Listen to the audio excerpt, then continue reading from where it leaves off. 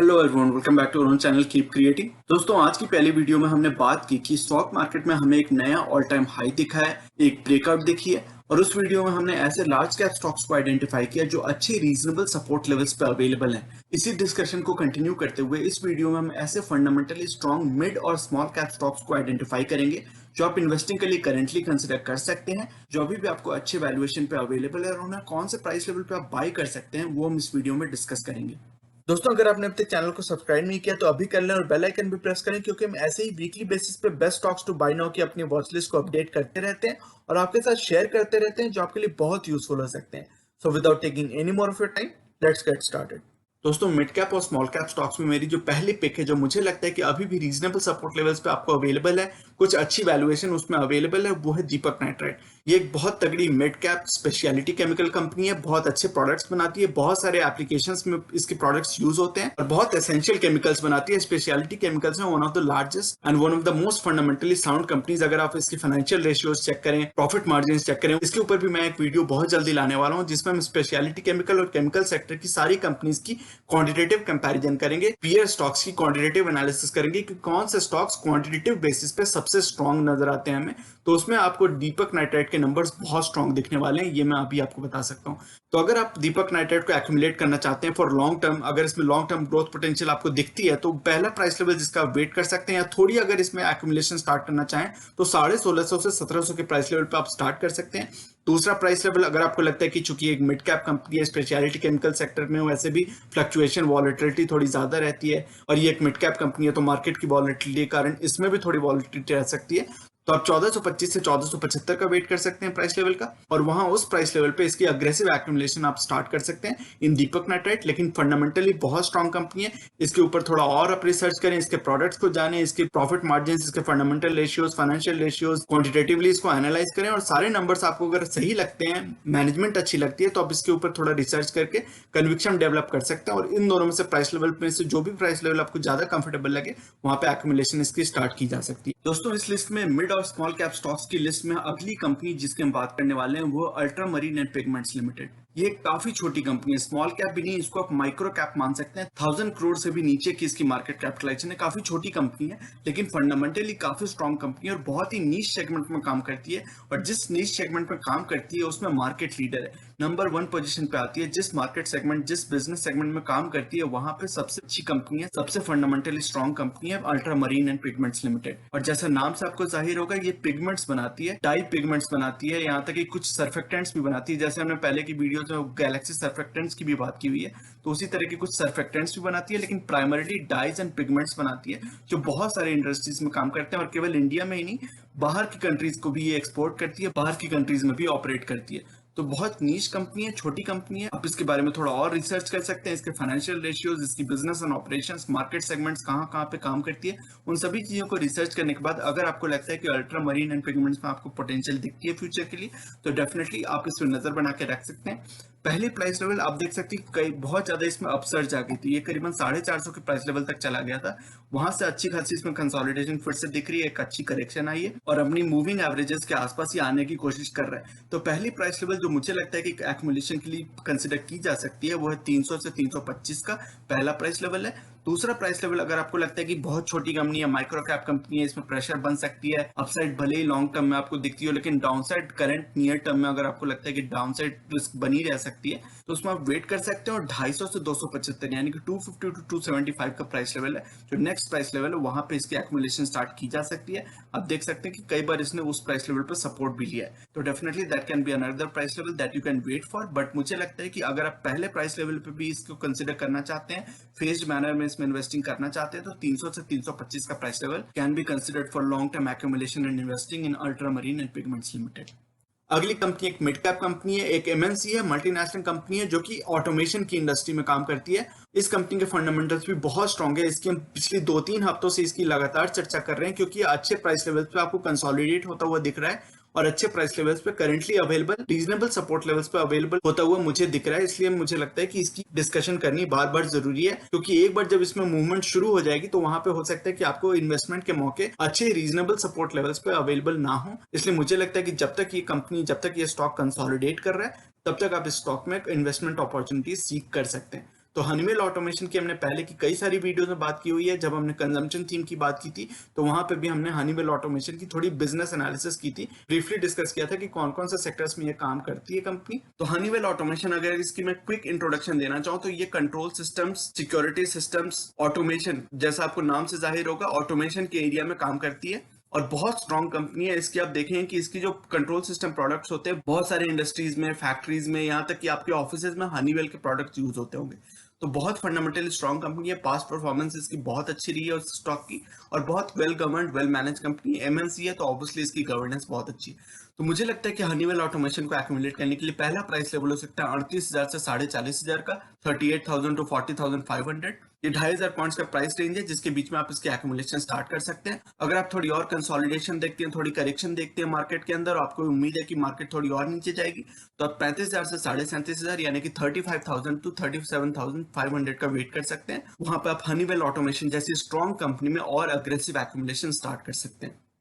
अगली कंपनी एक small cap company है, जीएमएम फॉडलर। हम जीएलई सेगमेंट की यानी कि ग्लास लाइन इक्विपमेंट सेक्टर की बहुत वीडियोस में हमने बात की हुई है, और जीएमएम फॉडलर के ऊपर मैंने एक डेडिकेटेड वीडियो भी बनाई थी जिसमें हमने best stocks to invest in the pharma and health care sector की बात की थी। तो वहां पे हमने जीएमएम फॉडलर की बात की थी। तो ये भी एक बहुत फंडामेंटली स्ट्रॉन्ग कंपनी है। इंडिया के अंदर जीएलई सेगमेंट में जीएलई की मार्केट शेयर जैसे जैसे बढ़ती है वैसे वैसे जीएमएम फॉडलर की फंडामेंटल स्ट्रेंथ और फाइनेंशियल स्ट्रेंथ और बढ़ सकती है फ्यूचर में। इसने अपनी पेरेंट कंपनी फॉडलर, जो कि एक यूएस की कंपनी है, उसके अंदर भी बहुत सारा स्टेक अभी 2-3 क्वार्टर्स पहले खरीदा था। तो ये अपनी बिजनेस को ग्लोबल स्केल पे बढ़ाना चाहती है, न केवल इंडिया में बट ग्लोबल स्केल पे अपनी बिजनेस को स्केल अप करना चाहती है। तो ये सभी फंडामेंटल क्वालिटीज, इसकी मैनेजमेंट भी काफी ट्रांसपेरेंट थी about the whole process and everything. तो मुझे लगता है कि अगर इसकी मैनेजमेंट पे आपको भरोसा है, अगर इसकी ग्रोथ पे आपको भरोसा है, और ये आपकी प्रॉक्सी प्ले हो सकती है, जैसे हमने अभी रिसेंटली कई सारी वीडियोस बनाई थी, best portfolio allocation, ideal stock portfolio for different portfolio size. तो उसमें हमने बात की थी कि अगर आप प्रॉक्सी प्ले लेना चाहते हैं फार्मा सेक्टर में, केमिकल सेक्टर में, एग्रोकेमिकल सेक्टर में, तो इन सभी के लिए जीएलई सेगमेंट, जो कि ग्लास लाइन इक्विपमेंट्स होती है, ग्लास लाइन कंटेनर्स बनाती है ये कंपनीज, तो वो एक प्रॉक्सी प्ले हो सकता है इन सभी सेक्टर्स की ग्रोथ पे। तो अगर आपको लगता है कि ये सारे पॉइंट्स आपको कहीं से भी थोड़े कन्विंसिंग लगते हैं तो आप थोड़ी और रिसर्च कर सकते हैं, और अगर इस कंपनी में आपको थोड़ी कन्विक्शन डेवलप होती है, थोड़ी ग्रोथ पोटेंशियल दिखती है, तो पहला प्राइस लेवल जिसका आप वेट कर सकते हैं, जिसमें एक्यूमुलेशन आपकी स्टार्ट हो सकती है, वो है 4100 से 4200 का, 4100 टू 4200। दूसरा प्राइस लेवल, अगर आपको लगता है कि जनरली इसमें उतनी ज्यादा वॉलिटिलिटी रहती है, कई बार हमने देखा है कि कई सपोर्ट लेवल्स पे, कई जो क्रूशियल सपोर्ट लेवल्स है वहां पे सपोर्ट लेता है, और इसमें थोड़ी वॉलिटिलिटी रहती है जीएमएम फॉडलर जैसे स्मॉल कैप स्टॉक में। तो चूंकि ये स्मॉल कैप कंपनी है, थोड़ी वॉलिटिलिटी मार्केट में अगर बरकरार रहती है, थोड़ी करेक्शन, कंसोलिडेशन रहती है, तो अब दूसरा प्राइस लेवल जिसका आप वेट कर सकते हैं, वहां पे एक्यूमुलेशन इसकी स्टार्ट की जा सकती है, वो है 3600 से 3700 का, 3600 to 3700। But this is definitely a company that you should keep an eye on. इसमें आप जिस भी प्राइस लेवल पे ज्यादा कंफर्टेबल हो वहां पे एक्यूमुलेशन स्टार्ट कर सकते हैं, but definitely these are price levels that you should keep an eye on, and wherever you are comfortable you can start accumulating GMM Pfaudler for long term investment again. अगली company एक pharmaceutical company है, but केवल pharmaceutical company ही नहीं है, actually FMCG और pharma के बीच का आप इसको हाइब्रिड मान सकते हैं। PNG, Procter and Gamble health की हम बात करें, पीजीएचएल की, इस कंपनी के प्रोडक्ट्स भी आप रेगुलरली यूज करते होंगे। काफी अच्छी मार्केट शेयर वाली कंपनी है, काफी अच्छी मार्केट पेनिट्रेशन वाली कंपनी है। इस स्टॉक को एक्यूमुलेट करने के लिए पहला प्राइस लेवल हो सकता है 6000 से 6500 का, जो इसके करंट प्राइस लेवल के काफी आसपास है। तो वहां पे आप अपनी एक्यूमुलेशन स्टार्ट कर सकते हैं, लेकिन आप अगर थोड़ा वेट करना चाहते हो तो 5000 से 5500 का भी आप वेट कर सकते हैं। वहां पे definitely it can be very attractive by at that level. अगली मिड कैप कंपनी जिसकी हम बात करने वाले हैं वो है इंडिया मार्ट इंटरमेश। ये एक रिटेल प्लेटफॉर्म प्रोवाइड करती है बायर्स और सेलर्स को। जैसे अमेजॉन बायर्स और सेलर्स को मिलाता है रिटेल स्पेस में, उसी तरह इंडिया मार्ट इंटरमेश इंडिया के अंदर इंडिजिनसली ग्रोन एक कंपनी है जो कि यही काम करती है, रिटेल स्पेस प्रोवाइड करती है बायर्स और सेलर्स को इंटरेक्ट करने के लिए। तो एक ग्रोइंग कंपनी है, मिड कैप कंपनी है, लेकिन इसके अंदर भी अच्छी खासी पोटेंशियल है। बहुत सारे अच्छे कॉन्टैक्ट इसने क्रिएट किए हुए, अच्छी मार्केट में ग्रिप बना रही है इंडिया मार्ट इंटरमेश। इसकी बहुत ज्यादा इसमें अपसर्ज आ गई थी, आपने देखा होगा कि ये करीबन 10,000 के लेवल तक पहुंच गया था, इसकी प्राइस लेवल 10,000 तक पहुंच गई थी। वहां से अच्छी खासी करेक्शन आई है, कंसोलिडेशन चल रही है, और मुझे लगता है कि 6500 से 7000 यानी कि 6500 से 7000 का एक अच्छा प्राइस लेवल हो सकता है, जहां पे आपको अच्छी वैल्यूएशन कंफर्ट भी थोड़ी मिलेगी। जब ये 10,000 के प्राइस लेवल पे चला गया था तो मैंने इसको रेकमेंड करना बंद कर दिया था, क्योंकि ओवर वैल्यूड हो गया, तो ओवर स्ट्रेस्ड वैल्यूएशन मुझे लग रही थी। लेकिन अब ये अच्छी खासी कंसोलिडेशन इसमें चल रही है, ऑलमोस्ट 30-35% करेक्शन के बाद अगर आपको मिलता है तो मुझे लगता है कि एक अच्छा स्टार्टिंग पॉइंट हो सकता है एक्यूमुलेशन स्टार्ट करने के लिए। थोड़ी थोड़ी और अगर करेक्शन आती है तो 6500 के प्राइस रेंज पे आ जाएगा और वहां पे इसकी एक्यूमुलेशन स्टार्ट की जा सकती है। दूसरी प्राइस रेंज जिसकी आप अगर वेट करना चाहते हैं तो कर सकते हैं, वहां पे भी इसका अच्छा सपोर्ट लेवल है, वो है 5000 से 5500 के बीच का। That can be an even more attractive price level to start accumulating IndiaMART Intermesh for long term. अगली कंपनी है सैनोफी, एक फ्रेंच मल्टीनेशनल फार्मास्यूटिकल कंपनी है। उसकी इंडियन सब्सिडीज सैनोफी इंडिया की हम यहाँ पे बात कर रहे हैं। उसको एक्यूमुलेट करने के लिए पहला प्राइस लेवल हो सकता है 7500 से 7800 का। दूसरा प्राइस लेवल जिसका आप वेट कर सकते हैं वो 7000 से 7300 का, 7000 टू 7300।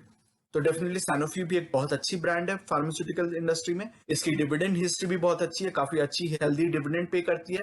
अच्छी कंपनी है लॉन्ग टर्म इन्वेस्टमेंट के लिए। इसकी रिटर्न रेशियोज भी काफी अच्छी है, तो फंडामेंटली काफी साउंड कंपनी, आपको चिंता करने की जरूरत नहीं है।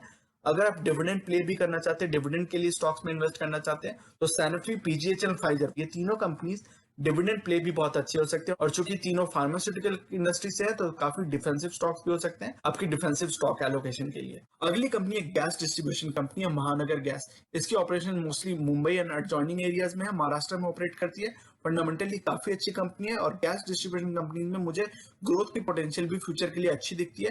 तो this is one of the better company. Indraprastha gas भी अच्छी कंपनी है, जीएसपीएल की भी बात की हुई है हमने पहले की वीडियोस में। लेकिन करंट अगर प्राइस लेवल की बात करें तो मुझे महानगर गैस में अच्छी अट्रैक्टिव प्राइस लेवल दिख रही है। इसकी डिविडेंड यील्ड भी काफी अच्छी है जैसा मुझे याद है। तो इस स्टॉक की एक्यूमुलेशन स्टार्ट करने के लिए मुझे लगता है कि 1000 से 1100 की प्राइस लेवल अच्छी प्राइस लेवल है। लेकिन आप अगर थोड़ा वेट करना चाहते हो तो 900 से 1000 के प्राइस लेवल का वेट कर सकते हैं। वहां पे आप अपनी इन्वेस्टमेंट और अग्रेसिवली स्टार्ट कर सकते हैं इन महानगर गैस। आज की लास्ट कंपनी है, लास्ट स्टॉक है फाइन ऑर्गेनिक। ये भी एक बहुत ही फंडामेंटली स्ट्रॉन्ग कंपनी है। इसकी हमने बात की हुई है, जो बेस्ट केमिकल सेक्टर्स के स्टॉक्स की हमने बात की थी, best stocks to invest in the chemical sector की बात की थी। तो उसमें हमने फाइन ऑर्गेनिक्स की थोड़ी डिटेल डिस्कशन की थी कि किस किस मार्केट सेगमेंट में ये काम करती है, क्या क्या इसके प्रोडक्ट्स हैं, कौन कौन से इसके क्लाइंट्स हैं, उन सभी चीजों की बात की थी हमने best stocks to buy in the chemical sector वाली वीडियो में। तो उस वीडियो को देख के आपको थोड़ा और आइडिया लग सकता है कि फाइन ऑर्गेनिक मुझे क्यों पसंद आती है, लॉन्ग टर्म इन्वेस्टिंग पोटेंशियल मुझे क्यों दिखती है फाइन ऑर्गेनिक में।